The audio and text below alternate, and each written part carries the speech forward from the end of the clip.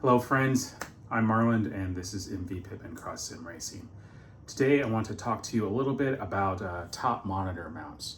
So the advantages of that have been well documented. You don't need me to tell you that if possible you should probably consider a top monitor mount for your sim racing setup. It lets you add all sorts of extra information that you would want to view at a glance, but not necessarily have in front of you while you're racing. Or say you're racing or driving casually and you want to watch or read something else, like maybe a stream chat or your favorite comments on your Discord or something like that. That is what a top monitor can be helpful for. However, it can be difficult to figure out how to mount your top monitor. Usually, sim rig manufacturers have some sort of kit built out of profile. You can see mine here.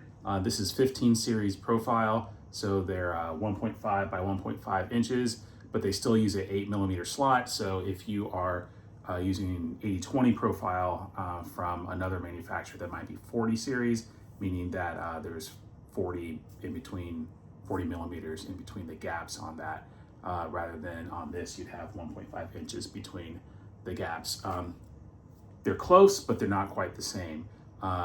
As far as being close and not quite the same, my sim rig is black, but this top mount is silver, and that's not really a problem unless you're vain like I am. So what I'm planning on doing is actually changing these to some pieces of black 40 series profiles so that everything matches.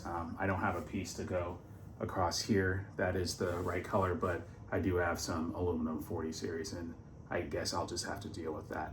But the thing I wanted to talk about really is these specialty pieces that you get. This one right here, and if I were smart, I would have taken some off to show you, but I am still using it. This is a piece of cut aluminum that allows you to swing the monitor about 60 degrees from, I guess, straight up, and then you can tilt it down more. But honestly, I find that at its maximum level is really about where I need it. I don't know why I'd aim it down any lower unless I want it to be way above and be like, some sort of top monitor that I wouldn't be able to see without looking way up. So the other thing I wanted to talk to you about is when these aren't available, meaning you didn't purchase them, but you do happen to have some profile and some profile pieces, you can change this in a couple of ways. You can emulate that angle thing with two pieces of bracket like this, and you can also change that angle to something much higher if you want it closer to something that's vertical. So what you would do is put one piece on like that, and you can slide that up and down, and then you put another piece on in an orientation that allows you to extend it further away. So instead of showing you over there, I will show you with my hands here. So you have one piece on your profile, goes like this, and another piece that you would stack on top like this.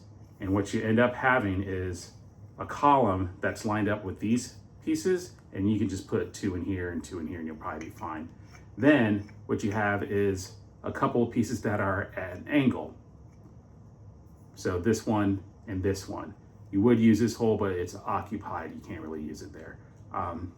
But between this and this is an angle, and you could calculate it, but really what most of us do is go by feel. So if you wanted that angle to be smaller, you could flip this piece.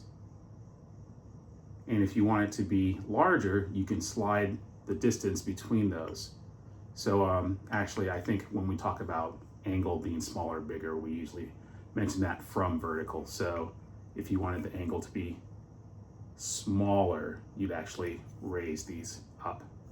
And if you wanted it to be bigger, then you make sure these are close together. So this is as close together as possible, but you can also flip the bottom one to make that lower and also a smaller angle. So that's just a tip for you guys if you feel like, hey, I have profile, I want a top monitor, but I don't want to buy the special laser cut profile piece. it's not necessary. You can just use a couple of L-shaped brackets, 2 on each side, and you can get almost any angle from vertical all the way down to something where you've got maybe this to this, this to this, this to this. I guess you could do it vertically if you really needed it to be out in front, but you can use a couple of L brackets to manipulate the angle of the profile that you're using to hold your monitor up. So until next time, I'm Marlon. This has been MV Pitman Cross Sim Racing, and I'll see you in the next one.